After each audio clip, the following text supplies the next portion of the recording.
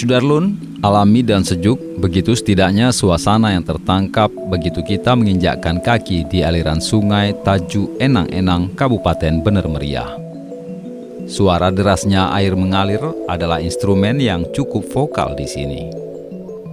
Sementara susunan bebatuan yang acak-acakan dan ragam tumbuhan hijau menambah keindahan view di aliran sungai yang berliku ini.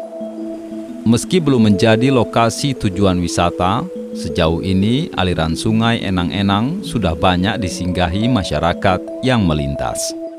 Lokasi ini umumnya dijadikan sebagai tempat peristirahatan setelah jauh berkendara, baik dari Biren menuju Aceh Tengah maupun sebaliknya.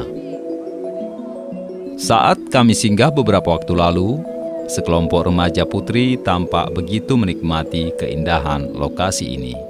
Tak hanya bermain air, mereka juga memanfaatkan kesempatan untuk mengabadikan foto.